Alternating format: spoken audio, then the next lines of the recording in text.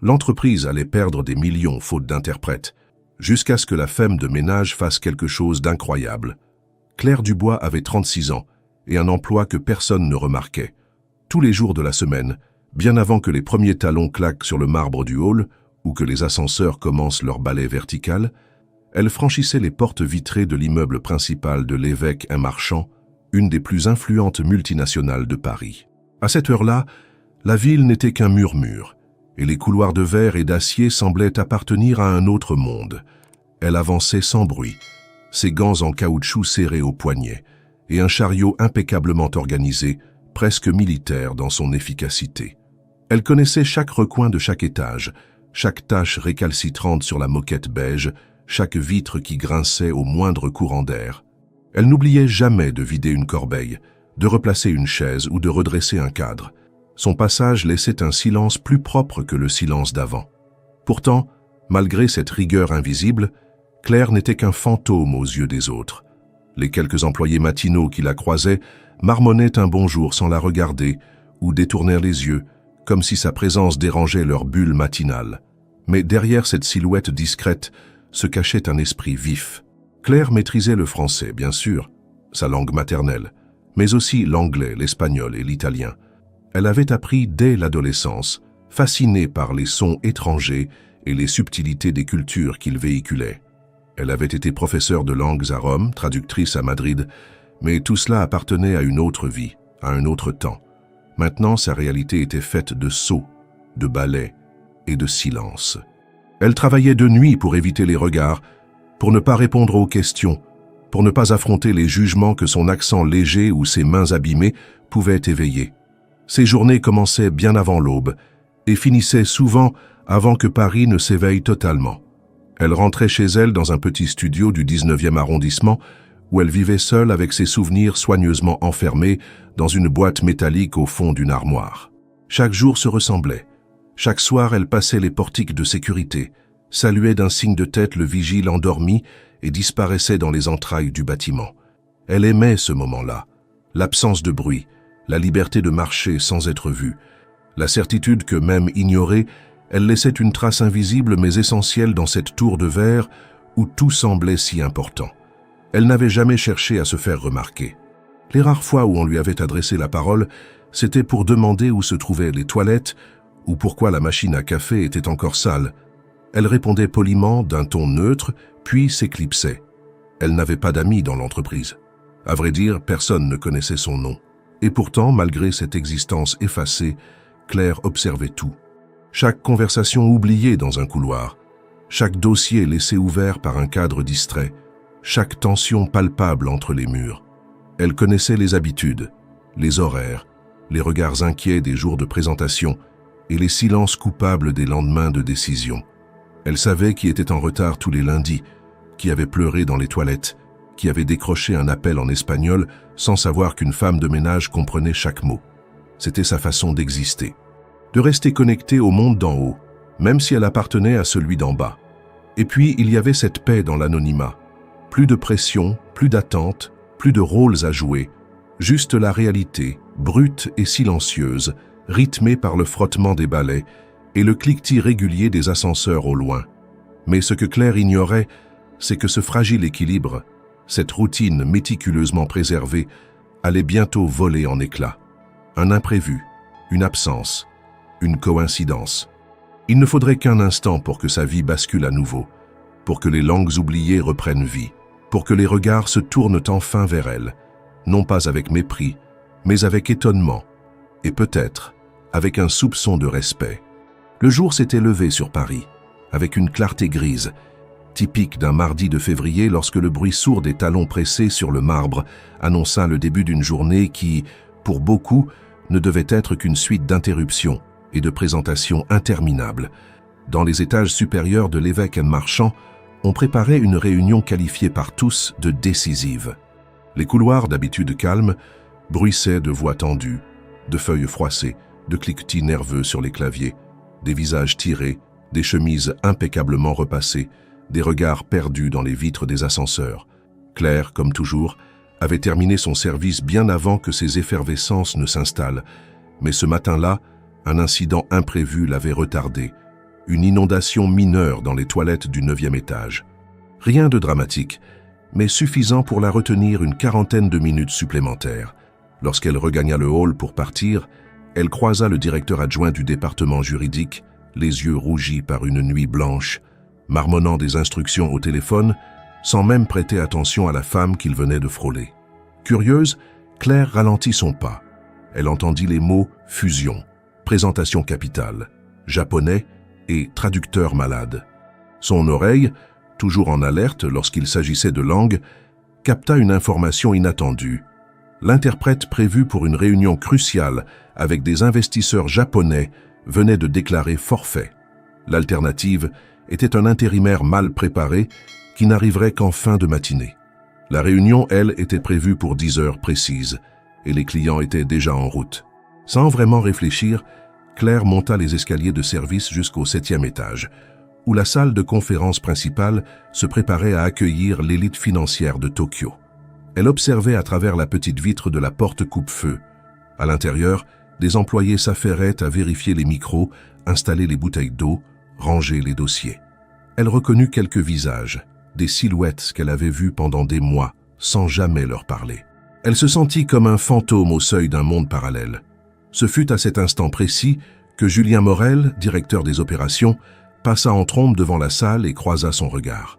Il s'arrêta net. Claire détourna les yeux par réflexe, puis fit mine de s'en aller. Mais il la héla, visiblement surpris de la trouver là à une heure pareille. « Vous êtes la femme de ménage, c'est ça ? Claire, c'est bien ça ?»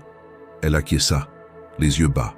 Il avait une voix nerveuse, comme toujours, mais cette fois teintée d'espoir. « Vous parlez japonais, c'est vrai ? Je vous ai entendu une fois au téléphone, en espagnol ou italien, je crois. Vous avez été prof de langue, c'est ça ?» Elle hésita, puis hocha la tête. Il la fixa, incrédule. « Vous pouvez traduire pour une réunion ? C'est une situation exceptionnelle. Si vous êtes capable de comprendre ce qu'ils disent et de le restituer correctement, vous pourriez vraiment nous sauver la mise. » Claire sentit un frisson remonter sa colonne vertébrale. Cela faisait des années qu'elle n'avait plus interprété, mais les mots, les structures, les intonations, tout cela n'était jamais vraiment parti. C'était comme le vélo. Une fois appris, cela restait quelque part, prêt à ressurgir au bon moment. Elle répondit avec calme, mais une fermeté inattendue. « Je peux essayer, mais je ne suis plus professionnel. » Julien n'avait pas le temps de douter. Il l'attrapa presque par le bras et l'entraîna à l'intérieur. Dans la salle, les visages se tournèrent vers elle, certains perplexes, d'autres franchement choqués. Une femme de ménage, en blouse, avec un badge d'accès de niveau 1 dans la salle des réunions de niveau 5. Le malaise était palpable.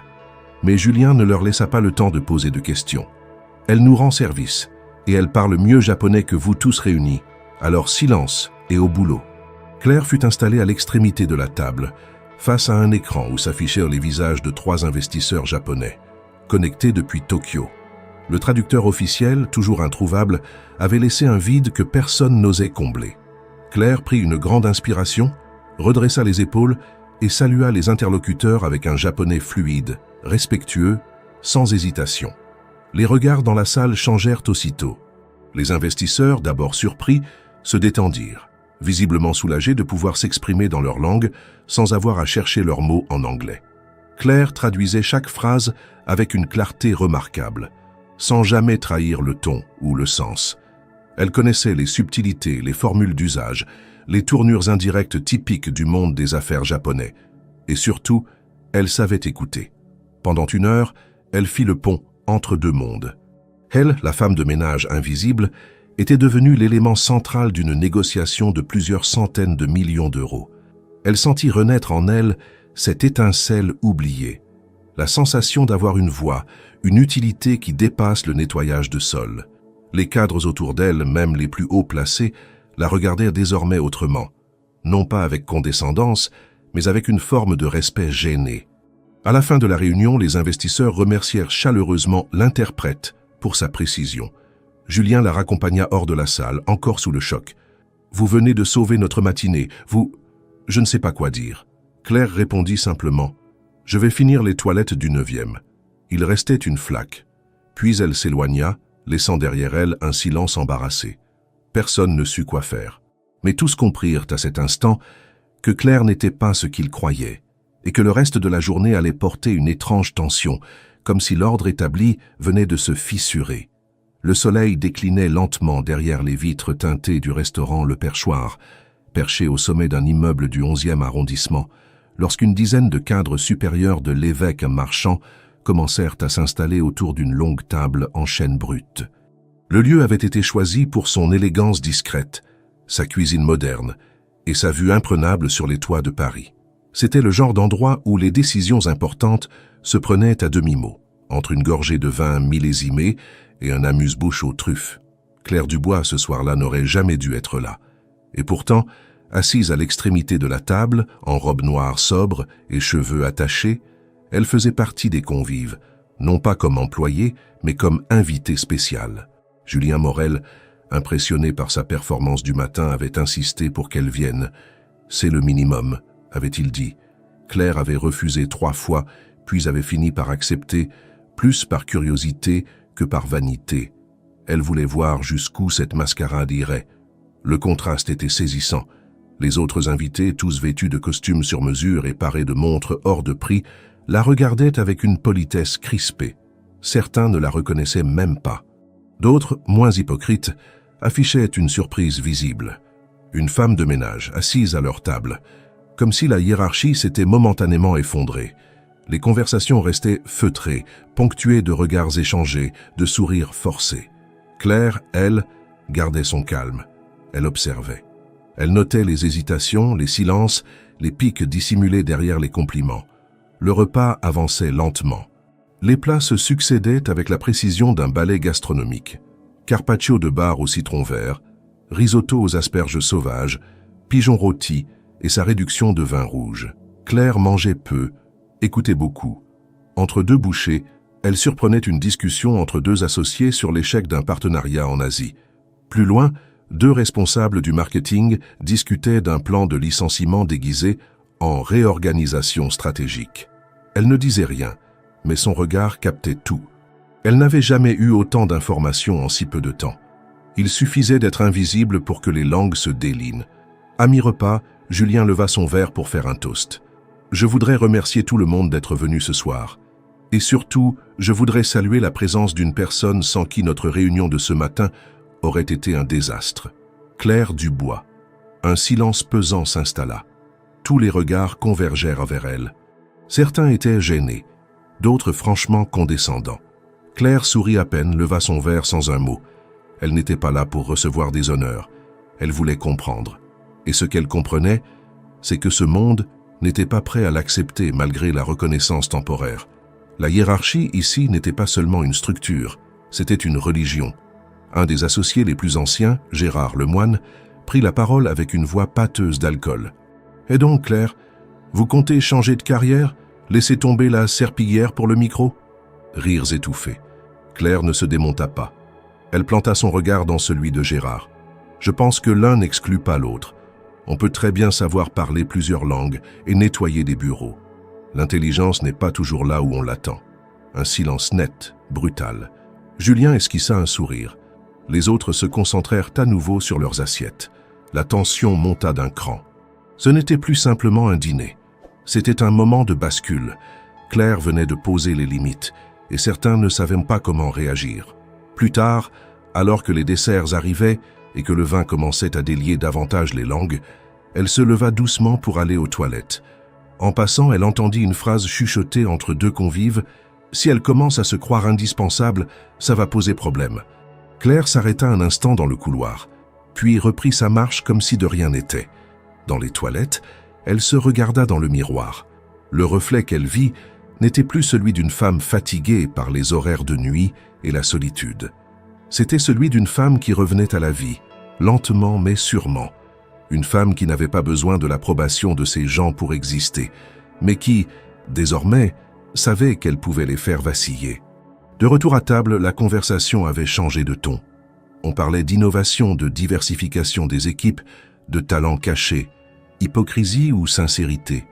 Claire ne savait pas, mais elle nota les noms de ceux qui semblaient sincèrement intéressés et ceux qui fuyaient son regard. C'était une carte à jouer, un réseau à comprendre.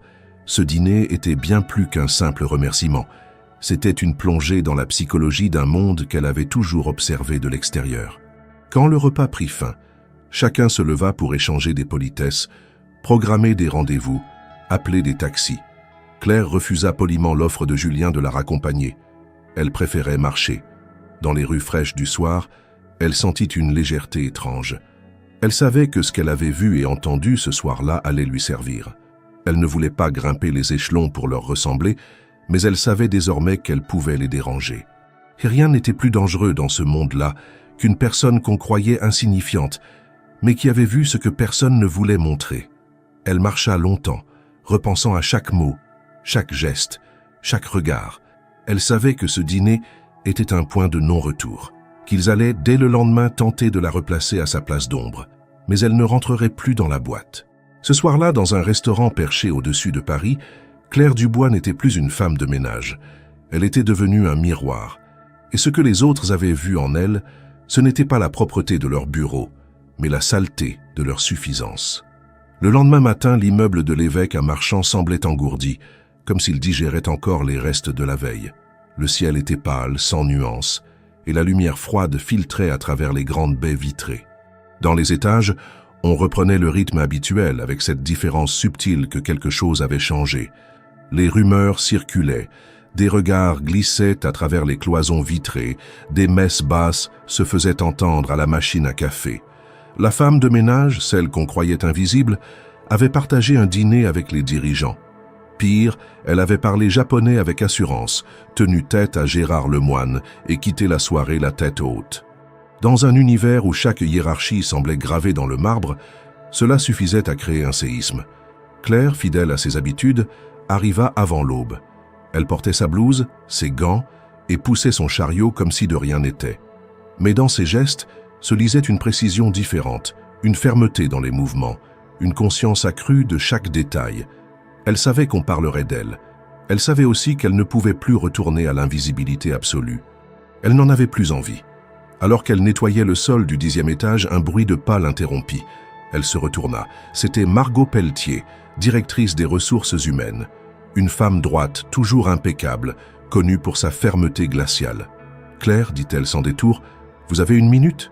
Claire acquiesça, posa son seau et ôta ses gants. Margot l'invita à la suivre dans une petite salle de réunion inutilisée.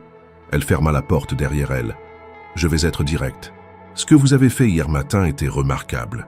Vraiment. Mais cela soulève des questions. » Claire la regarda sans ciller. Elle savait ce qui allait venir. On voulait comprendre, contrôler, évaluer le risque. Votre dossier indique un parcours tout à fait ordinaire. Aucun diplôme international, aucun poste dans les langues. Rien ne laisse penser que vous avez enseigné, encore moins à l'étranger. Pourquoi? Claire inspira lentement, puis parla pour la première fois depuis longtemps de sa vie d'avant. Elle était née à Tours, dans une famille modeste mais cultivée. Elle avait été une élève brillante, curieuse, avide de savoir. Elle avait obtenu une bourse pour étudier les langues à la Sorbonne, puis avait poursuivi à Rome, où elle avait enseigné le français et l'italien pendant plusieurs années. Elle avait ensuite travaillé comme traductrice freelance, naviguant entre Madrid, Bruxelles et Genève. Elle parlait 5 langues couramment. Elle avait vécu 1000 vies. Mais un événement brutal avait brisé cet élan. Un divorce douloureux, une trahison financière et une accusation mensongère de plagiat qui lui avait coûté sa réputation dans le milieu académique. Plus de contrat, plus de crédibilité. Le tout dans un monde où les réputations se construisent lentement, mais se détruisent en un clic. Elle s'était retrouvée seule, ruinée, sans appui.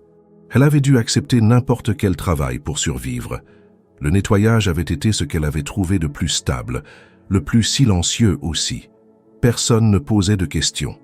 Personne ne cherchait à savoir pourquoi une femme aussi cultivée poussait un balai. Margot resta silencieuse un moment, absorbant chaque mot. Pourquoi ne pas avoir tenté de revenir dans votre domaine? Avec un tel niveau, vous auriez pu, parce que personne ne voulait d'une femme avec une tache sur son passé. Parce qu'il est plus facile de croire une rumeur que de l'effacer. Parce que dans certains cercles, une erreur réelle ou supposée suffit à vous condamner à l'oubli. La directrice hocha la tête. Son expression restait impassible, mais une étincelle de respect traversa son regard. Et maintenant, Vous comptez continuer à nettoyer les bureaux après ce que vous avez prouvé? Claire sourit, un sourire fin, presque ironique. Je ne compte rien, je suis là. Et maintenant, vous savez qui je suis. Margot acquiesça lentement. Je vais en parler à la direction. Ce que vous avez vécu est exceptionnel, et votre profil pourrait nous être utile. Pas comme femme de ménage, mais ailleurs. Claire ne répondit pas. Elle savait que cette promesse était encore abstraite, peut-être opportuniste. Mais le simple fait qu'on envisage une autre place pour elle signifiait une chose. L'armure s'était fendue. Après cette conversation, elle retourna à son travail, comme si rien ne s'était passé. Elle termina les vitres du couloir, nettoya les poignées de porte, désinfecta les téléphones de conférence. Elle croisa des employés qui la saluèrent avec un peu plus d'insistance que d'habitude. D'autres faisaient semblant de ne pas la voir, mais personne ne pouvait plus ignorer son existence. Le soir venu, alors qu'elle rentrait chez elle, elle trouva dans sa boîte aux lettres une enveloppe sans expéditeur. À l'intérieur, une simple feuille de papier, sur laquelle était imprimée une photo. Elle, assise à table au perchoir, en pleine discussion avec Julien Morel. Aucun mot, juste l'image, prise sans qu'elle ne s'en aperçoive. Claire fronça les sourcils. Ce n'était ni une blague ni un souvenir anodin, c'était un message, une mise en garde ou une menace. Elle brûla la photo dans l'évier de sa kitchenette, puis s'assit, pensive. Elle comprit alors que son passé n'était peut-être pas le seul danger qui planait sur elle. En se révélant, elle avait déclenché une mécanique qu'elle ne contrôlait pas encore, une mécanique faite de rivalité, de secrets, de jeux de pouvoir. Et désormais, elle était sur l'échiquier. Qu'elle le veuille ou non. Le vendredi matin, l'air semblait plus tendu que d'ordinaire dans les couloirs de l'évêque un marchand. Le personnel s'échangeait des salutations rapides, les pas résonnaient plus vivement, les portes claquaient avec plus de nervosité. Claire, comme à son habitude, entrait par l'accès de service, ses gestes toujours méthodiques, précis, presque silencieux. Mais dans son esprit, les choses avaient changé. L'enveloppe anonyme reçue la veille hantait chacun de ses mouvements. Elle n'avait parlé de cela à personne. Pas par peur, mais par stratégie. Observer avant d'agir. C'était sa règle, son instinct, affûté par des années de silence volontaire. Elle venait à peine de finir le nettoyage du 6e étage lorsqu'un appel fut lancé par haut-parleur, inhabituel dans ce genre de structure. Claire Dubois est attendue immédiatement au bureau de la direction générale, étage 12. Le ton était neutre, impersonnel, mais son nom prononcé ainsi dans les haut-parleurs produisit un effet d'écho dans tout l'immeuble. Les regards se levèrent, les claviers cessèrent de crépiter l'espace d'une seconde. Les langues se délièrent en coulisses. Elle monta sans un mot. Lorsqu'elle sortit de l'ascenseur, un assistant l'attendait déjà, l'invitant à entrer dans un bureau qu'elle n'avait jamais nettoyé, ni même approché. Le bureau du président en personne, Étienne Lévesque. Un homme rare, distant, dont le nom figurait sur tous les documents officiels, mais dont le visage restait mystérieux pour la plupart des employés. Grand sec, costume gris clair impeccable, regard perçant derrière des lunettes aux montures fines. Il ne se leva pas en la voyant entrer, mais la salua d'un simple mouvement de tête. « Asseyez-vous, mademoiselle Dubois. » Elle obéit. Elle nota que le bureau n'avait aucun objet personnel, juste des dossiers, des écrans et une horloge silencieuse. « J'ai entendu parler de vous, » dit-il d'une voix posée. « Votre intervention linguistique a évité un incident diplomatique. Et votre parcours, une fois dévoilé, s'est avéré intrigant. » Claire ne répondit pas. Elle savait écouter, comme toujours. « Ce que vous avez vécu est, en soi, un roman. Mais ce qui m'intéresse, ce n'est pas le passé. C'est ce que vous pouvez offrir à cette entreprise. » Autrement, il fit glisser une chemise cartonnée sur la table. Claire l'ouvrit. À l'intérieur, une proposition de contrat. Statut de consultante linguistique interne, spécialisée en communication interculturelle. Salaire 5 fois supérieur à celui qu'elle gagnait comme agente d'entretien. Horaire flexible. Possibilité d'évoluer vers un poste permanent. Nous avons besoin de quelqu'un qui comprend les nuances, les silences, les regards. Vous l'avez prouvé. Nous avons des partenaires au Japon, en Espagne, au Maroc. Vous parlez leur langue et vous comprenez leur logique. Cela n'a pas de prix. Claire resta figée. Elle connaissait ces jeux. Rien n'est jamais donné sans contrepartie. Pourquoi maintenant? Étienne Lévesque croisa les mains. Parce que ce que vous êtes est rare.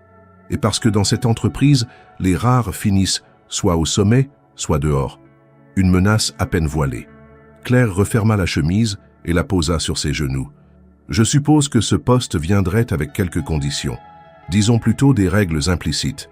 Vous entrez dans un monde où tout le monde sourit, mais personne n'oublie. Vos erreurs passées resteront dans le passé si vous savez rester utile. Claire comprit. Le contrat n'était pas un cadeau. C'était une laisse dorée. Elle acceptait. Elle entrait dans la cage. Elle refusait. Elle redevenait la femme invisible. Pire, elle devenait une menace. « Je veux y réfléchir », dit-elle simplement. L'évêque acquiesça. Il s'attendait à cette réponse. « Prenez le week-end. Lundi matin, votre décision devra être claire. » Elle se leva, salua et quitta le bureau sans se retourner. Les couloirs semblaient plus étroits qu'avant. Elle sentait les murs la suivre du regard. Les visages croisés sur le chemin retour n'étaient plus anonymes. Elle pouvait lire les intentions, les craintes, les curiosités. Elle rentra chez elle sans terminer son service. Elle n'avait pas la tête à nettoyer les traces de pas d'autrui. Chez elle, elle relut le contrat. Puis, elle ouvrit sa vieille boîte métallique, celle où elle gardait les traces de son ancienne vie. Diplôme, lettres de recommandation, photos de conférences, articles publiés. Elle étala tout sur la table. Elle reprit contact avec elle-même. Elle mesura le chemin parcouru et la chute. Puis elle observa le contraste entre ses papiers et le contrat.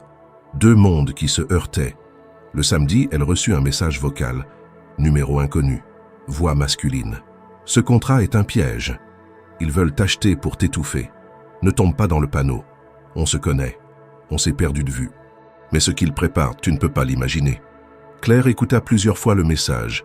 Elle ne reconnut pas la voix, mais elle sentit que ce n'était pas une blague. Le ton était trop précis, trop concerné. Elle tenta de rappeler. Numéro désactivé. Elle passa le dimanche enfermée, réfléchissant. Elle écrivit des notes, des listes. Avantages, dangers, hypothèses. Nom de ceux qui l'avaient soutenue, nom de ceux qui semblaient la surveiller. Elle sentit l'étau se refermer. Une décision allait la définir. Accepter, c'était peut-être survivre, mais à quel prix? Refuser, c'était prendre le risque de tout perdre ou de tout révéler. Lundi matin, elle mit une chemise claire, un pantalon sobre et attacha ses cheveux avec soin. Elle prit le contrat dans son sac et se rendit au bureau. L'air était frais, tranchant. À l'entrée, elle salua le vigile avec un ton calme. À l'ascenseur, elle croisa Margot Pelletier, qui lui lança un regard de connivence. Dans le hall du 12e étage, l'assistant de l'évêque lui tendit une tasse de café, sans un mot. On l'attendait. Elle entra, déposa la chemise fermée sur le bureau du président et dit d'un ton net « Je refuse, mais je ne me tairai plus ». L'évêque leva les yeux, surpris, presque amusé. « Alors j'imagine que vous savez ce que cela implique ?» Claire se contenta de répondre « Vous n'avez aucune idée de ce que je sais ». Et elle tourna les talons, prête à affronter la suite. Le refus de Claire, prononcé avec une précision presque chirurgicale dans le silence du bureau présidentiel, ne tarda pas à produire ses premiers effets. Dès le lendemain, la température sociale à l'évêque à Marchand sembla chuter de plusieurs degrés. Ceux qui, une semaine auparavant, cherchaient à lui adresser un mot ou un sourire discret, croisaient désormais son chemin avec une neutralité étudiée. Les plus prudents l'ignoraient.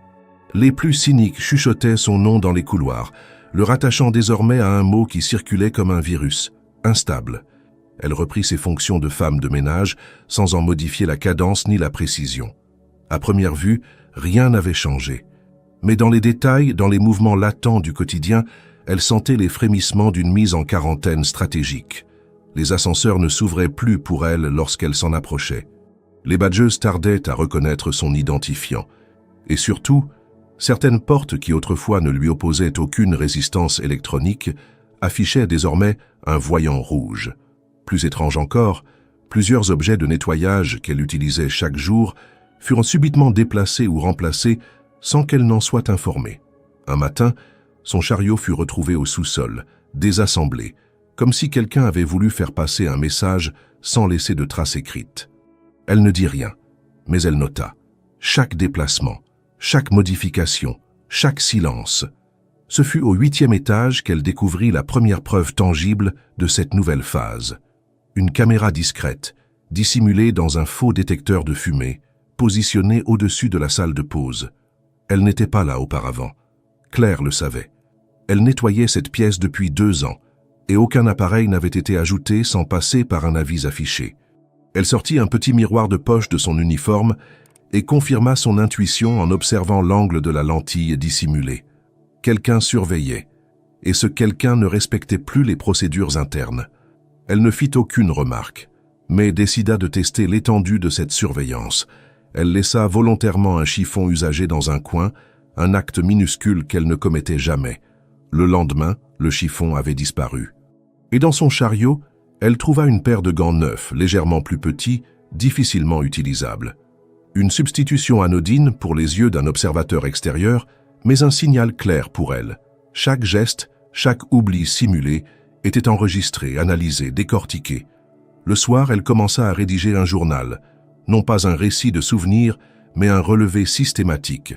Date, heure, noms croisés, anomalies observées, détails de l'environnement. Elle le cachait dans la doublure de sa veste, repliée dans une pochette plastique imperméable. Elle savait que cette chronique, si elle devait un jour être dévoilée, serait plus qu'un simple témoignage. Ce serait une cartographie du pouvoir invisible, des pressions silencieuses, de la mécanique d'écrasement qu'exerçait l'évêque Marchand lorsqu'un élément sortait du cadre prévu. Au fil des jours, Claire sentit que la surveillance ne se limitait plus à l'espace professionnel. À son retour chez elle, elle remarqua des traces de pas dans le couloir de son étage, là où personne ne circulait jamais après 20 heures. Une voisine, discrète mais attentive, lui glissa qu'un homme en costume était passé poser des questions à son sujet 2 jours plus tôt, prétextant une enquête de sécurité pour le compte de la copropriété. Claire remercia d'un signe, mais son cœur s'alourdit.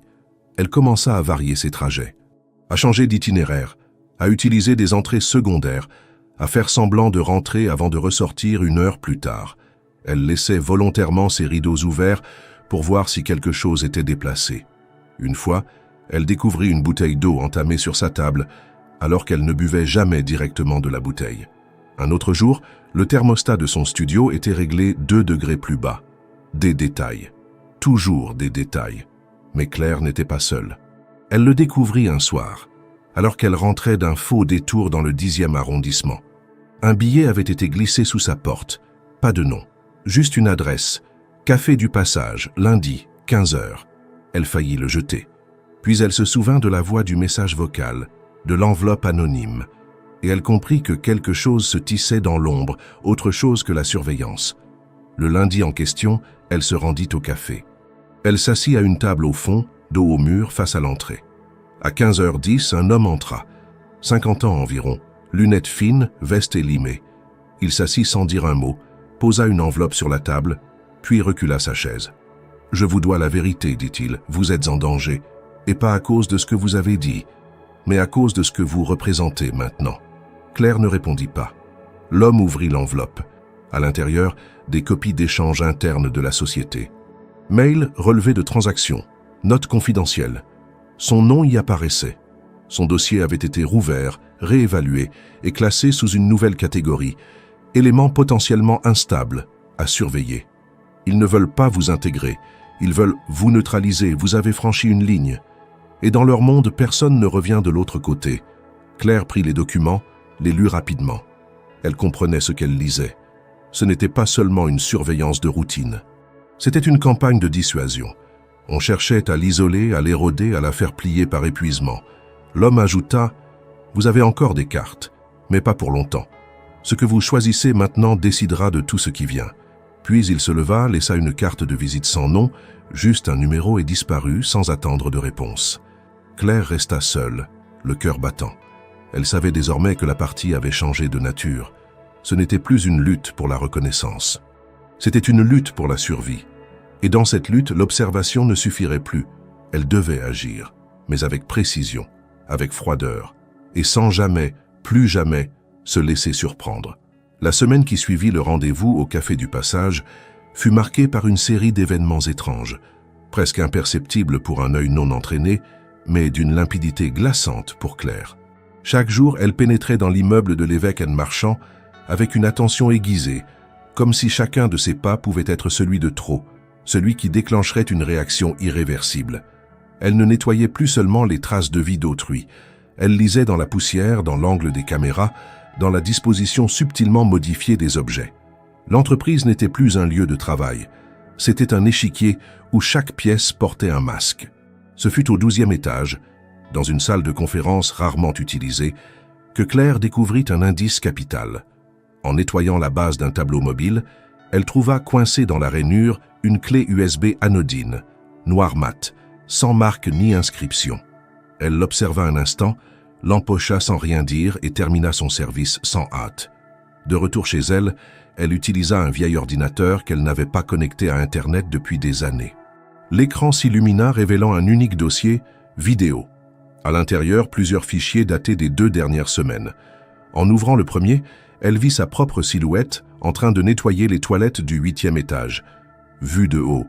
Puis, un autre fichier. Elle en train de parler à Margot Pelletier dans le couloir. Un autre encore. Elle entrant dans le bureau de l'évêque pour refuser le contrat. Le souffle court, Claire comprit. Ce n'était pas seulement une surveillance. C'était une traque méthodique, archivée, montée, stockée. Quelqu'un à l'intérieur même de l'organisation construisait un dossier parallèle. Mais pourquoi ces vidéos avaient-elles été extraites et dissimulées? Et surtout, qui avait voulu qu'elle les trouve? Elle se souvint du message vocal, de l'homme au café, du numéro sur la carte. Elle hésita, puis composa lentement les chiffres, une tonalité, puis une voix synthétique. Le canal est sécurisé. Non. Claire Dubois. Un silence. J'écoute. Elle résuma brièvement sa découverte. La voix répondit. Ce que vous avez trouvé, c'est une fracture, une faille dans leur propre système. Quelqu'un en haut trahit le sommet, et cette trahison vous protège pour l'instant. Claire demanda qui. La réponse fut immédiate. Vous ne devez pas savoir, pas encore, mais vous devez comprendre ceci. Votre existence est devenue une gêne fonctionnelle, pas parce que vous êtes dangereuse, mais parce que vous êtes imprévisible. Et dans ce monde, l'imprévisible est le seul véritable ennemi. Le lendemain, Claire décida de ne pas se rendre à l'évêque à Marchand. Elle appela, prétendant une grippe soudaine. À sa grande surprise, personne ne la rappela, pas même Margot. Le silence confirma ce qu'elle redoutait. Son absence n'était plus une anomalie, mais un soulagement. Elle était en voie d'être effacée du système, comme un bug trop difficile à corriger. Elle profita de la journée pour suivre l'un des noms qu'elle avait notés dans son journal, Camille Duret, responsable du service juridique, aperçue plusieurs fois en compagnie de cadres qui appartenaient au cercle fermé de l'évêque. Elle la suivit discrètement jusqu'à un hôtel discret du 16e arrondissement où elle l'observa remettre une enveloppe à un homme qu'elle ne connaissait pas. Aucun badge, aucun signe d'appartenance à l'entreprise. Juste une transaction rapide, puis un départ précipité. Claire photographia la scène à distance, son téléphone en mode avion pour éviter tout traçage. Elle avait désormais une image à ajouter à son puzzle. Quelqu'un à l'intérieur collaborait avec une entité extérieure. Elle l'ignorait encore, mais cette piste allait tout faire basculer. Le soir même, elle reçut un message par email crypté, envoyé depuis une adresse introuvable. Aucun texte. Juste une pièce jointe. Une photo d'elle, enfant, prise visiblement dans une maison de campagne. Elle n'avait jamais partagé cette image avec personne, et elle ne l'avait pas vue depuis des années. L'arrière-plan confirma ses doutes. Il s'agissait de la maison de ses grands-parents, aujourd'hui abandonnée, située à quelques kilomètres d'Angers. Quelqu'un avait fouillé son passé, non pas pour l'intimider, mais pour lui rappeler quelque chose. Une faille personnelle, une brèche plus ancienne encore. Le choc la saisit. Ce n'était plus une question de travail, ni même de réputation. C'était une tentative d'effondrement psychologique. Elle comprit que ses adversaires ne la combattaient plus frontalement. Ils la testaient, cherchaient son point de rupture. Le visage de sa mère lui revint, ses conseils, ses silences, sa disparition brutale. Claire se demanda ce que sa famille aurait pensé de tout cela, mais elle ne s'autorisa pas à plonger dans les souvenirs. Elle n'en avait plus le luxe. 2 jours plus tard, alors qu'elle reprenait enfin le travail, un nouvel événement confirma ses craintes. En nettoyant le bureau d'un directeur absent, elle découvrit un dossier mal rangé, dont le coin dépassait d'un tiroir entrouvert. Par curiosité ou instinct de survie, elle l'ouvrit. À l'intérieur, un compte-rendu confidentiel. Projet miroir, identification des profils sensibles et création d'un réseau de contre-influence interne. Et à la page 3, son nom, mis en gras, souligné, catégorisé comme facteur perturbateur non classifié, potentiellement mobilisable en cas de crise. Claire comprit alors l'ampleur du plan. Elle n'était pas seulement surveillée, elle était étudiée, testée, évaluée pour un rôle qu'elle n'avait jamais choisi. Le projet Miroir visait à contrôler les profils atypiques de l'entreprise, à les cartographier, à les intégrer ou à les neutraliser selon leur potentiel stratégique.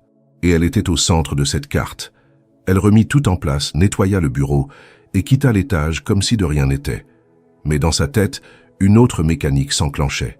Si elle était un pion, elle pouvait aussi devenir joueuse. Si elle était observée, elle pouvait manipuler les regards. Et si elle était étudiée, elle pouvait brouiller les données. À partir de ce jour, elle ne nettoierait plus seulement les surfaces. Elle commencerait à nettoyer les vérités. Et à en construire de nouvelles, plus dangereuses, plus précises, plus tranchantes que jamais. Le lendemain de sa découverte du dossier Projet Miroir, Claire arriva plus tôt que d'habitude. Il faisait encore nuit lorsque les portes automatiques de l'immeuble s'ouvrirent pour la laisser passer. Elle avait dans la main une clé USB vide, dans la poche intérieure de sa veste un micro-enregistreur et dans l'esprit un plan encore flou, mais porté par une conviction naissante. Elle ne sortirait de cette histoire qu'en prenant l'initiative. La peur avait muté en stratégie, l'incertitude en vigilance active. Elle n'attendait plus qu'un élément, un levier, un déséquilibre dans le système pour appuyer là où ça ferait mal. À 6 heures du matin, le bâtiment était encore silencieux.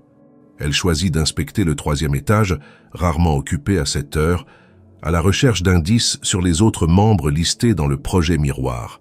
Elle avait reconnu 3 noms dans le dossier, dont celui de Fatou Ndiaye, une employée chargée de la logistique interne, toujours souriante, souvent seule, et que Claire avait croisée des dizaines de fois sans jamais s'arrêter plus de quelques secondes. Elle décida de provoquer une rencontre.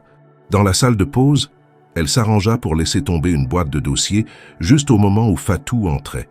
Cette dernière s'approcha pour l'aider, instinctivement. « Merci », murmura Claire sans la regarder. « C'est normal », dit Fatou, s'agenouillant à ses côtés. « On est toutes les deux transparentes ici, pas vrai ?» La phrase suspendit Claire dans son mouvement. Elle leva les yeux. Fatou la fixait, calme, lucide. « Toi aussi, ils t'ont choisi ?» demanda-t-elle à voix basse. Claire ne répondit pas, mais son silence valait aveu. Fatou se redressa, regarda rapidement autour d'elle, puis chuchota. « On ne peut pas parler ici. Pas maintenant. Ce soir, parking niveau -2. Fin de ton service. Je serai là. » Claire acquiesça d'un hochement presque imperceptible. La journée se déroula dans une atmosphère de tension glaciale. Les couloirs lui semblaient plus étroits, les regards plus furtifs, comme si chaque employé portait un masque désormais. À midi, elle reçut un message sur le terminal de service qu'elle utilisait. Réunion de nettoyage exceptionnelle, salle de stockage E19. Une salle qu'elle connaissait, mais qui n'avait jamais été utilisée pour des réunions. Elle décida de ne pas s'y rendre. À la place, elle alla discrètement vérifier la pièce depuis une caméra de sécurité détournée qu'elle savait accessible depuis le poste de sécurité, laissé parfois sans surveillance. Elle y vit 2 hommes en costume, discutant face à une chaise vide. L'un d'eux tenait une tablette. Ils attendèrent quelqu'un. Peut-être elle, peut-être un test. Claire prit une capture d'écran qu'elle transféra sur sa clé USB, puis effaça les traces de sa connexion. Elle commençait à comprendre les méthodes de ses adversaires, créer des pièges, des leurres, des tests de loyauté masqués sous forme de convocations informelles. Elle n'était plus simplement observée. On voulait mesurer sa capacité à désobéir. À la fin de son service, elle descendit au niveau -2. Le parking était presque vide. Des lampes halogènes diffusaient une lumière jaune tremblante sur le béton froid. Fatou l'attendait, adossée à un pilier. « Tu as vu le dossier, hein ?» demanda-t-elle. Claire hocha la tête. « Et toi, tu es dedans ?» Fatou acquiesça, puis sortit une feuille pliée de sa poche. « J'ai été repéré il y a 6 mois, à cause d'un rapport que j'ai refusé de signer. Depuis, ils m'ont assigné à des tâches sans intérêt. Mais j'ai accès aux livraisons confidentielles. J'ai vu des colis passer sans référence, sans destinataire clair. Toujours les mêmes poids, les mêmes circuits, et jamais déclarés dans le système. » Claire ouvrit la feuille. Un schéma, un organigramme modifié griffonné à la main avec des flèches reliant certains noms à des opérations sensibles. Elle y vit apparaître un lien entre le nom de Camille Duret et une entité extérieure appelée Agence Orion, inconnue pour elle jusqu'à présent. Je pense que l'évêque Marchand n'est qu'une façade pour quelque chose de plus vaste. Il recrute, teste, neutralise, et dans certains cas, il réaffecte. Hors de France. Claire plia le papier, le rangea dans sa veste. « Et toi, pourquoi tu restes ?» Fatou la regarda droit dans les yeux. « Parce que je veux savoir jusqu'où ça va. Et je n'ai personne d'autre. Maintenant, peut-être, toi. » Un pacte silencieux se forma entre elles. Non pas une amitié, mais une alliance. Claire comprit qu'elle n'était plus seule, et qu'ensemble, elles pouvaient tracer les lignes d'un contre-récit. Le lendemain, elles commenceraient à partager leurs informations. Fatou connaissait les flux logistiques, Claire les déplacements internes et les failles de sécurité. Leur premier objectif, identifier tous les membres réels du projet Miroir, et surtout ceux qui l'avaient conçu. Avant de partir, Fatou ajouta « Tu as reçu une photo de ton enfance, n'est-ce pas ?» Claire resta figée. « Moi aussi. Sauf que la mienne montrait mon frère, mort il y a 15 ans, enterré au Sénégal. Ils veulent nous rappeler qu'ils savent tout, même ce que nous, parfois, on essaye d'oublier. » Claire rentra chez elle tard, la tête lourde de pensées. Elle savait désormais que cette entreprise n'était plus seulement une menace professionnelle. C'était un système de contrôle, de manipulation, et peut-être même un laboratoire humain. Mais avec Fatou, elle détenait une clé, une faille, un possible chemin d'infiltration. Dans la nuit, elle rêva d'un miroir brisé. Les morceaux reflétaient des visages différents. Le sien, celui de Fatou, celui de l'évêque, et un autre, flou, sans contour. Elle se réveilla en sursaut, le cœur battant. Et pour la première fois, elle sut que la vraie guerre ne faisait que commencer. 2 jours après leur rencontre dans le parking souterrain, Claire et Fatou décidèrent d'activer leur alliance naissante. Elles avaient conscience de la fragilité de leur position, de la complexité des forces en jeu, et surtout de l'urgence qui pesait sur chacune de leurs décisions. L'agence Orion, ce nom apparu sur le schéma griffonné de Fatou, devint leur première obsession. Tout dans son appellation sentait le camouflage bureaucratique, lisse, générique, mais chargé de mystère. Il n'existait aucune trace publique sous cette désignation. Pas de siège déclaré, pas de site officiel, pas même une rumeur dans les bases de données professionnelles que Claire fouilla discrètement pendant ses pauses. Fatou, de son côté, s'était infiltré dans le système de suivi des livraisons internes de l'entreprise. Grâce à un ancien mot de passe encore valide dans le réseau logistique, elle identifia 3 colis récemment livrés à une salle inaccessible à la plupart des employés. L'archive S32, située dans un ancien sous-sol désaffecté, interdit depuis une fuite d'amiante survenue une décennie plus tôt. Ce genre de lieu oublié était parfait pour des opérations clandestines. Claire proposa qu'elles y accèdent sous couvert d'un audit fictif des systèmes de ventilation, une inspection ponctuelle que seule une personne munie d'un badge de maintenance pouvait simuler. Par chance, elle possédait un double de l'ancien badge d'un collègue renvoyé qu'elle avait conservé sans raison précise. Il allait enfin servir. La descente dans les entrailles du bâtiment se fit un jeudi matin, à l'aube, profitant d'un créneau où la plupart des étages étaient encore vides. Elles empruntèrent un escalier de secours condamné, mais dont la serrure avait été forcée de l'intérieur à une date inconnue. Une fois en bas, le couloir menant à la salle S32 exhalait une odeur d'humidité stagnante. Les murs portaient encore les marques de l'évacuation d'urgence passée et des câbles pendaient du plafond comme des veines ouvertes. La porte de la salle était blindée, mais le badge fonctionna. À l'intérieur, pas de poussière, pas de désordre. Tout était rangé, propre, froid. Une pièce éclairée par des néons blafards, abritant une quinzaine d'armoires métalliques, toutes étiquetées d'un code commençant par les lettres OR. Claire ouvrit la première.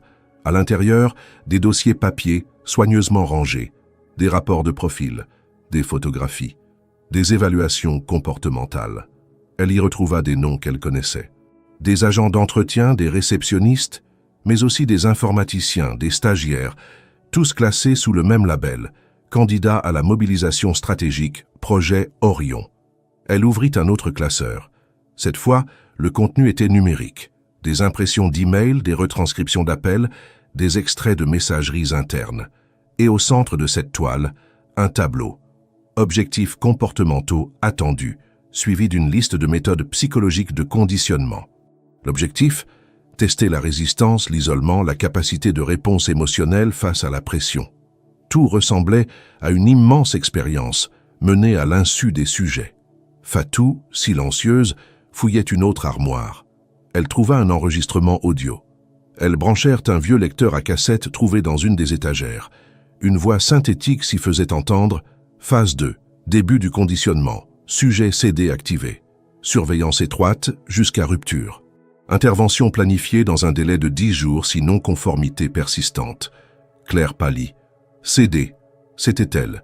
Elle venait d'entendre la confirmation d'un plan structuré autour de sa propre psyché. Non pas une réaction à son comportement, mais un protocole préétabli, une expérimentation clinique. Sa révolte, son refus, son alliance avec Fatou, tout cela avait été anticipé comme autant de paramètres à tester. Elle n'était pas une menace imprévue. Elle était une variable au cœur d'un système de contrôle comportemental. Et ce système avait un nom. Orion. Soudain, une alarme se déclencha. Un son sourd, presque imperceptible, mais clairement destiné à signaler une intrusion. Les deux femmes comprirent qu'elles avaient été repérées. Sans attendre, Claire glissa 2 dossiers dans son sac. Fatou fit de même avec un disque dur externe laissé branché à une station d'accueil. Elles refermèrent la porte derrière elles et empruntèrent un autre escalier de secours, débouchant dans un couloir technique au 5e étage. Là, elles se séparèrent, chacune rejoignant un secteur différent pour ne pas attirer l'attention. Claire retourna à son vestiaire, changea de blouse, dissimula les documents dans une boîte à outils. Elle ressortit quelques minutes plus tard, balai à la main, visage fermé, marchant avec l'aisance d'une employée fatiguée. Elle croisa plusieurs agents de sécurité dans les couloirs. Aucun ne la salua, aucun ne sembla la remarquer. Elle était redevenue invisible, un camouflage parfait. Ce soir-là, dans son studio, elle étala le contenu de son sac sur la table. Les 2 dossiers portèrent le code OR57 et OR62. Le premier concernait un employé disparu depuis 3 mois, officiellement parti en congé sabbatique, Léonard Malherbe. Le second était une compilation de notes internes sur les phases du protocole de dissociation, une méthode d'isolement psychique utilisée pour désorienter et contrôler les sujets les plus résistants. Parmi les cibles listées, un nom qu'elle ne connaissait pas apparut. Thomas Andrès, noté comme coordinateur opérationnel, liaison Orion extérieur. Le nom semblait sortir de nulle part. Mais en cherchant dans ses souvenirs, Claire se rappela d'un badge aperçu dans l'ascenseur quelques semaines auparavant. Un homme grand, pâle, à l'expression figée, jamais vu depuis. Elle comprit que ce Thomas était peut-être le lien entre l'évêque et Marchand et quelque chose de plus vaste, de plus obscur. Un opérateur silencieux chargé de veiller au bon déroulement de l'expérience. Le lendemain, elle retrouva Fatou dans une bibliothèque publique. Elles se passèrent les documents sans un mot, puis s'assirent séparément. À travers les étagères, leurs regards se croisèrent. L'expression de Fatou était différente, plus grave. Elle tenait dans les mains le disque dur extrait du sous-sol, sur lequel elle avait trouvé un fichier codé intitulé « Exfiltration possible », CDFD. Exfiltration. Le mot résonna comme un coup de tonnerre. Quelqu'un, quelque part, avait envisagé leur fuite, leur disparition. Mais qui? Et dans quel but? Claire comprit qu'elle touchait au cœur d'un système qui ne reposait pas sur l'ordre visible, mais sur le chaos orchestré, et qu'elles étaient peut-être les seules à pouvoir déchirer le voile. Au matin du lundi suivant, alors que la lumière perçait à peine l'horizon parisien, Claire sentit que quelque chose avait changé dans l'atmosphère de l'évêque N. Marchand. L'entrée principale était inhabituellement gardée. 2 vigiles nouveaux, au regard fixe et à la carrure militaire, filtrèrent les arrivées avec une rigueur absente les jours précédents.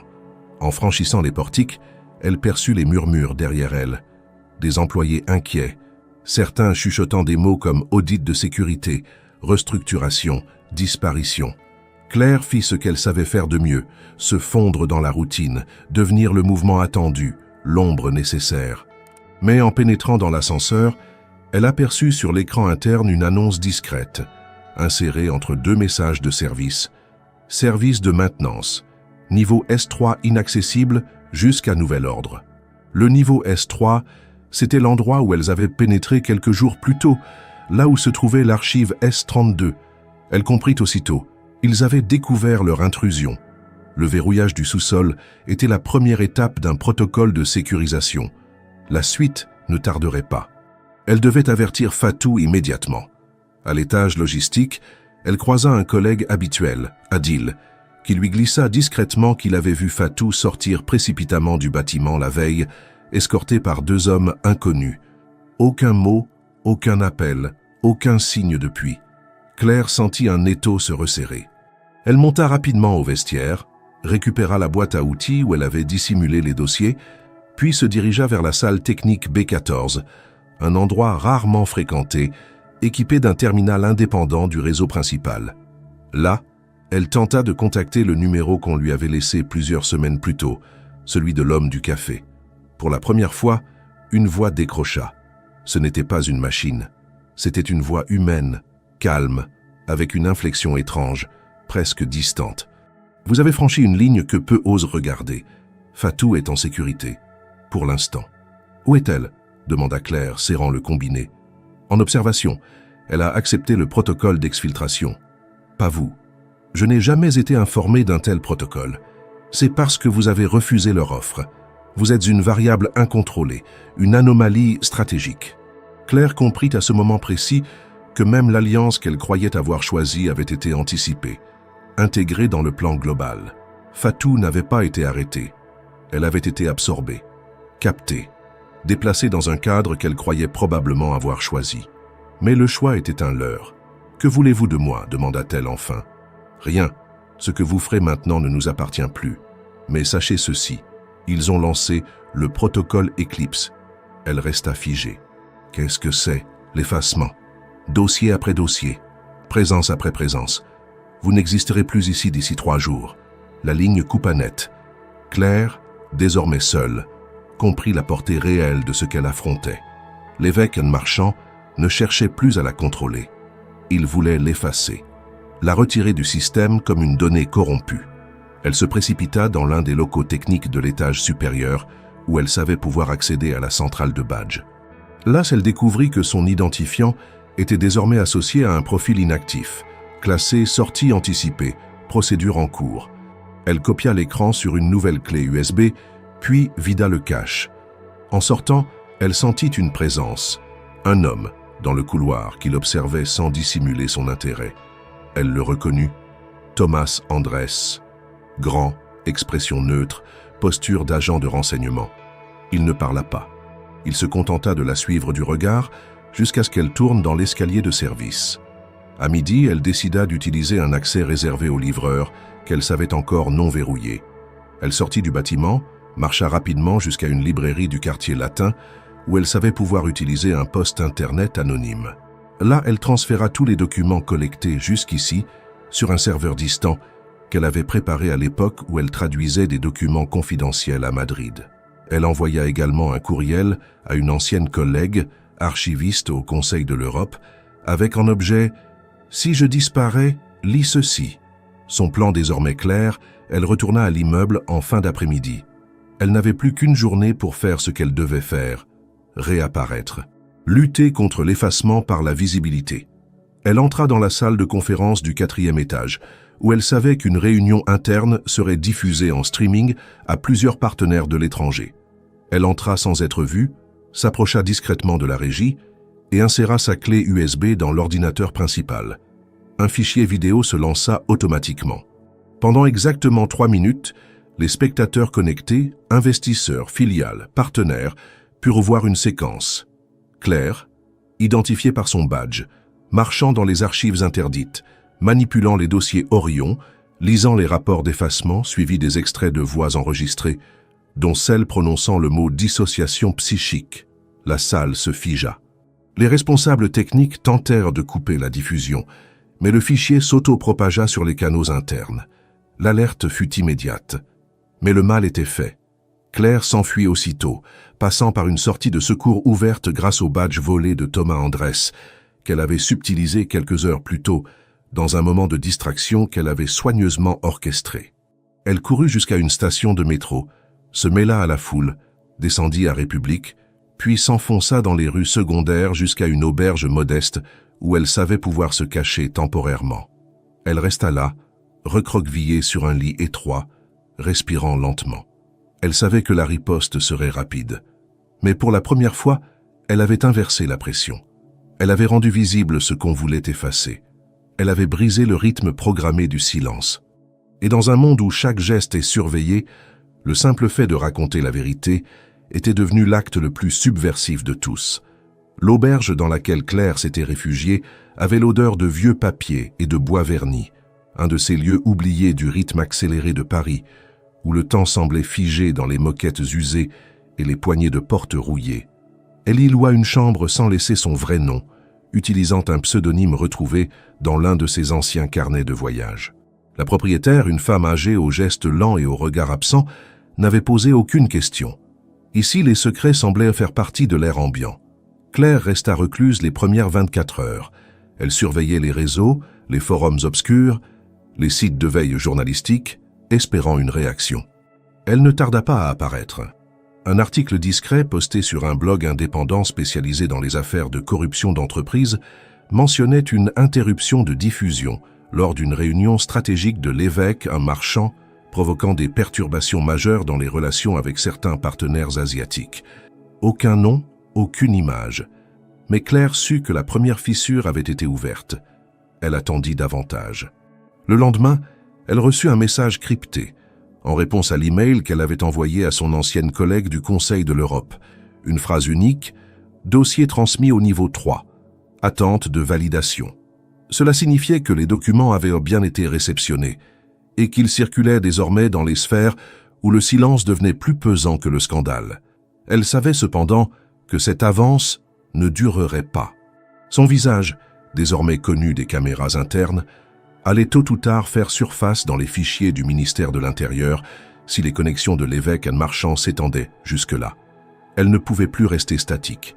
Il lui fallait bouger, chercher l'origine, creuser plus loin dans la genèse du projet Orion et surtout découvrir le rôle de Thomas Andrès, l'homme qui semblait tirer les fils depuis les coulisses. Elle retourna dans le quartier du siège, mais cette fois en plein jour, vêtue différemment, les cheveux teints en châtain foncé et remontés sous une casquette. Elle observa les entrées, les habitudes, les visages. Aucun signe de panique visible. Tout fonctionnait, comme si la machine avait absorbé le choc, ou comme si elle attendait, immobile, l'instant précis où elle refermerait ses mâchoires. C'est alors qu'elle aperçut une silhouette familière sortir d'un véhicule aux vitres teintées. Un homme discret portant un attaché-case noir. Thomas Andrès. Il entra non pas par l'entrée principale, mais par une porte latérale donnant sur un bâtiment adjacent, plus ancien, connecté par des galeries techniques oubliées. Claire nota l'heure, le trajet, les caméras absentes autour de cette entrée. C'était une faille, un accès. Elle attendit la nuit. À 2 heures du matin, elle revint par les ruelles, franchit les grilles de service et entra dans le bâtiment secondaire. Elle avait avec elle un plan récupéré grâce à Fatou, un schéma des anciennes galeries d'interconnexion entre les structures. Elle descendit par une trappe métallique rouillée, éclairée seulement par la lumière faible de sa lampe de poche. Le silence du sous-sol était pesant, seulement troublé par les gouttes d'eau résonnant sur les tuyaux. Après une centaine de mètres, elle trouva une porte, entr'ouverte, donnant sur une salle de serveurs. Mais ce n'était pas leur bourdonnement qui attira son attention. Au fond, une lumière clignotante et sur un écran, le visage de Fatou, en direct. « Claire, tu ne devrais pas être là. Où es-tu » ? « Dans une structure de l'agence, pas à Paris. Ils m'ont proposé un programme, un projet de transfert. Je suis surveillé, mais je peux encore parler pour un temps. Tu as été capté, Fatou. Tu ne vois pas que... Je l'ai choisi, Claire. Ils m'ont montré des choses, des dossiers, d'autres projets. Ce que nous avons vu n'est qu'un fragment. Ils te manipulent. Peut-être, mais ils m'ont dit ton vrai nom. Un silence. Ton nom, Claire, ce n'est pas Dubois. Tu es née Claire Deville. Ton père travaillait dans un programme antérieur à Orion. C'est pour ça qu'ils t'ont suivi. Parce que tu es une héritière d'un prototype échappé. Claire chancela. Ce nom, elle ne l'avait pas entendu depuis ses 11 ans, depuis la disparition de son père dans un accident classé industriel. Sa mère l'avait rebaptisé pour la protéger. Elle comprit que tout ce qu'elle croyait avoir subi par hasard était en réalité l'écho d'une histoire bien plus ancienne, une réplique d'un passé enterré. Fatou reprit « Ils t'effacent parce que tu portes une mémoire qu'ils n'ont jamais pu verrouiller. Ton père a conçu le premier algorithme de profilage comportemental pour une cellule secrète de l'administration, Orion et sa version évoluée. Et toi, tu en es le point de fuite. Claire coupa la transmission. Elle était secouée, pas en colère, pas encore, mais altérée dans ses fondations. Si c'était vrai, alors tout prenait sens.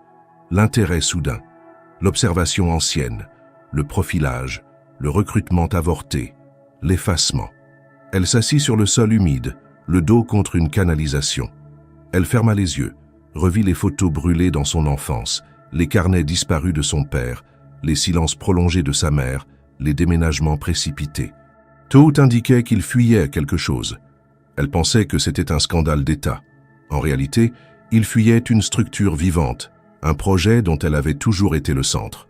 Quand elle ressortit à la surface, l'aube pointait.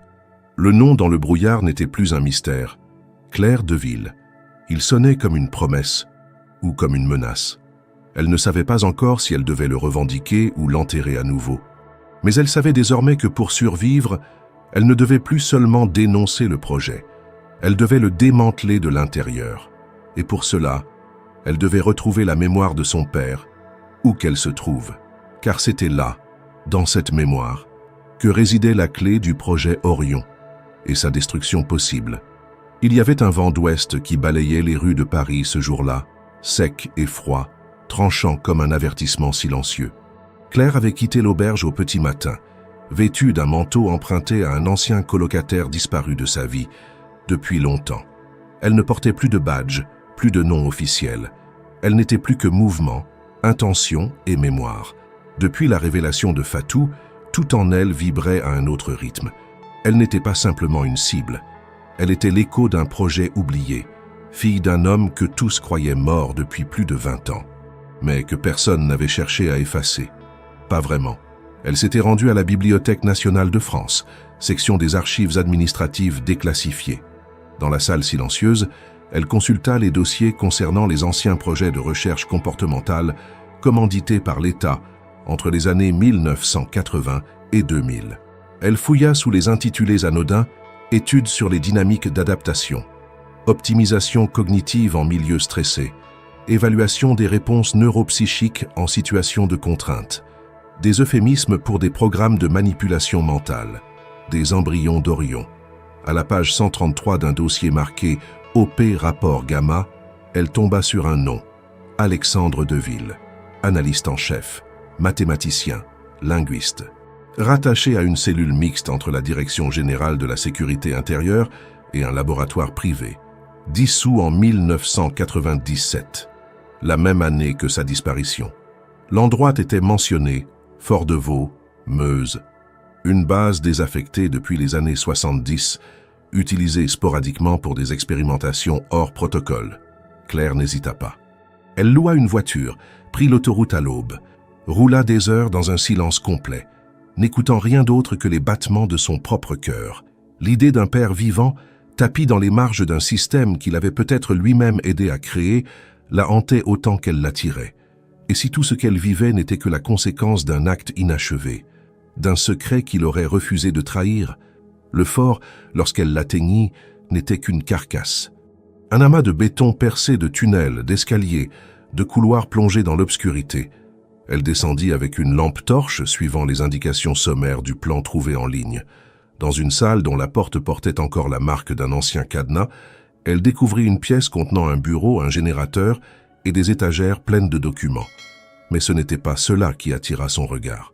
C'était l'homme assis dans l'ombre, un carnet sur les genoux, les cheveux gris, les traits tirés, mais vivants. « Claire », dit-il sans surprise.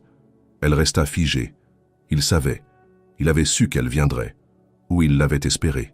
Le silence dura une éternité. « Je t'ai cherché pendant des années, murmura-t-elle. Et moi, j'ai passé les miennes à t'éloigner de tout ça. Je n'ai pas fui. J'ai effacé mes traces, pour te laisser une chance. Et pourtant, je suis ici. » Il hocha la tête, fatigué. « Parce qu'ils ont recommencé, et qu'ils n'ont jamais cessé de te surveiller. Tu étais leur plan B, en cas de défaillance, en cas de perte de contrôle du système. » Elle s'assit. Il lui tendit le carnet. À l'intérieur, des équations, des diagrammes, des annotations dans 3 langues. C'était le cœur d'Orion, la base. Le premier code, celui qu'il avait conçu, non pas pour manipuler, mais pour prédire. Son projet avait été détourné, militarisé, déformé par des intérêts privés. Et lorsqu'il avait voulu alerter, il avait été neutralisé. Pas par la mort, par l'oubli organisé. L'État avait fermé les yeux. Les sociétés partenaires, elles, avaient continué dans l'ombre, jusqu'à l'évêque Anne Marchand. Le nom Orion, pourquoi? C'est la constellation que ta mère préférait. Elle disait qu'on pouvait toujours la voir, même dans la nuit la plus noire. C'était un clin d'œil. Je n'imaginais pas qu'il s'en servirait pour transformer des individus en outils de contrôle. Claire referma le carnet. On peut les arrêter? Il haussa les épaules. Pas seul, mais on peut les exposer. Et si tu es là, c'est que tu as déjà commencé. Elle lui raconta tout. L'entreprise, les caméras, les documents, Fatou, Thomas Andrès. À l'évocation de ce dernier nom, Alexandre se redressa. Thomas était mon assistant. Il m'a trahi. Il a vendu les premiers schémas à un consortium. Il a donné ton nom. Il savait que tu étais la seule capable de décrypter le noyau du système sans y être formé. C'est ce qu'ils ont toujours voulu. Une anomalie maîtrisable. Sauf que tu ne l'as pas été. Claire comprit alors pourquoi tout semblait si étrangement dirigé autour d'elle. Elle n'était pas seulement un pion ou une cible, elle était la variable imprévisible, celle qui, parce qu'elle n'était pas conditionnée, échappait au programme. Le système avait anticipé la loyauté, la peur, la révolte même. Mais pas la conscience autonome. Elle passa la nuit au fort. Son père lui montra les derniers éléments, des enregistrements, des données corrompues, des séquences de tests. Il lui confia une copie cryptée de tout ce qu'il avait conservé. Le lendemain matin, il ne l'accompagna pas. Je suis trop visible, et ils savent où je suis. Mais toi, tu peux encore frapper. De l'intérieur. Il faut que tu retournes là-bas, que tu les regardes en face. Claire acquiesça. Elle repartit en voiture, les poches pleines de vérité, le cœur chargé d'un fardeau nouveau. Elle n'était plus seulement en fuite. Elle était la mémoire d'un homme trahi, le fruit d'un projet volé, et la clé d'un système conçu pour prédire les choix humains, mais dont elle était la preuve vivante qu'on pouvait toujours, malgré tout, choisir autrement. Le dernier acte approchait. Et cette fois, ce serait elle qui tiendrait le miroir devant ceux qui croyaient pouvoir rester dans l'ombre. Claire était rentrée à Paris avec la précision d'une aiguille chirurgicale. Elle avait changé d'apparence une dernière fois, teint de cheveux foncés, lunettes au verre transparent, manteau large aux coutures défaites. Elle s'était effacée une seconde fois, mais cette fois-ci par choix, non plus par contrainte. Les fichiers de son père, désormais en sa possession, constituaient le noyau le plus sensible du projet Orion.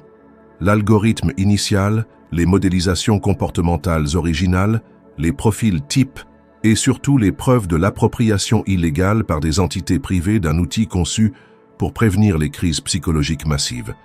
Elle savait que les hommes derrière Orion ne craignaient pas la vérité. Ils craignaient la reconnaissance, être nommés, être exposés. Le système pouvait survivre aux rumeurs, aux dénonciations vagues, mais pas à la clarté. Alors elle avait pris une décision. Une seule, définitive, rendre tout public, d'un seul coup, sans médiation, sans interprétation, sans contrôle. Elle s'installa dans un centre de coworking du 11e arrondissement, utilisa un poste de travail isolé, loué pour 48 heures à un nom fictif, et commença à assembler un portail numérique sécurisé.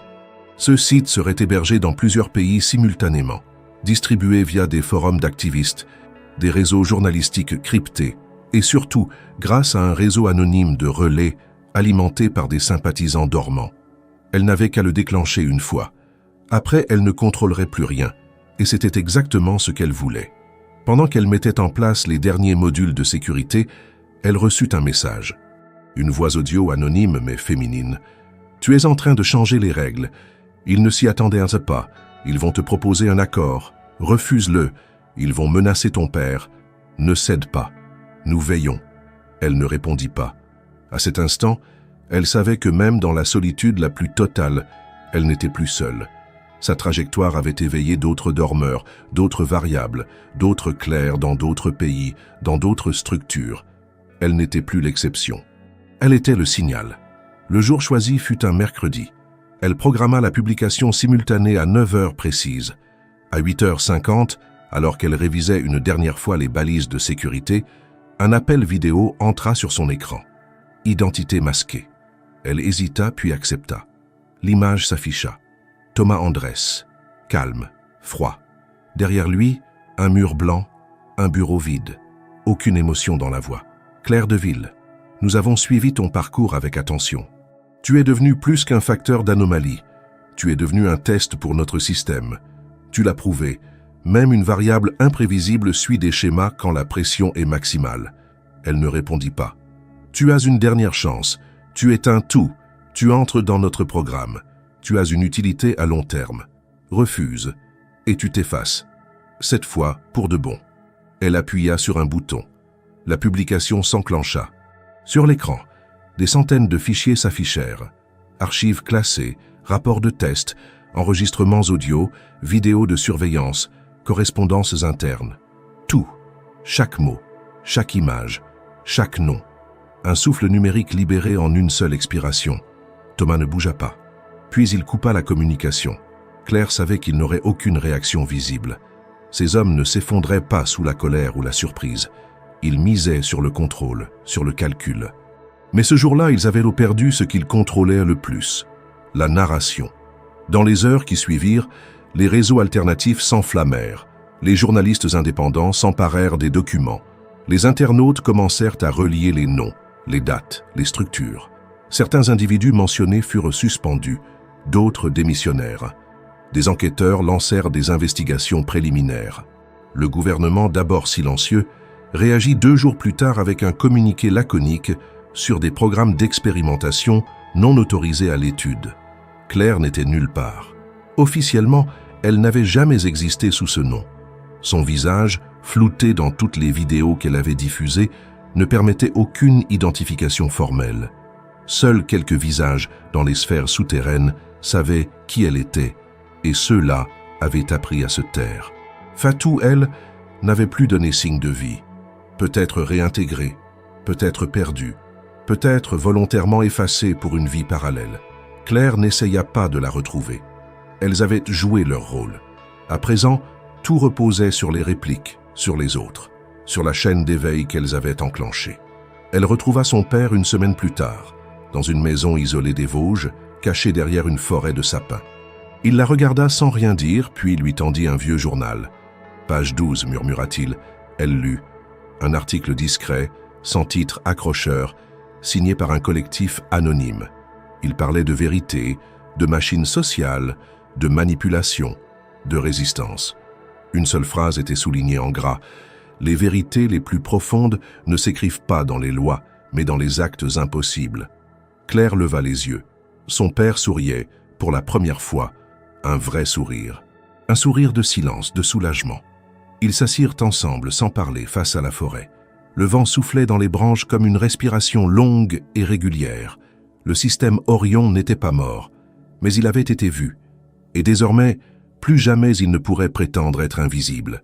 Claire, elle, allait disparaître à nouveau, mais cette fois, par choix.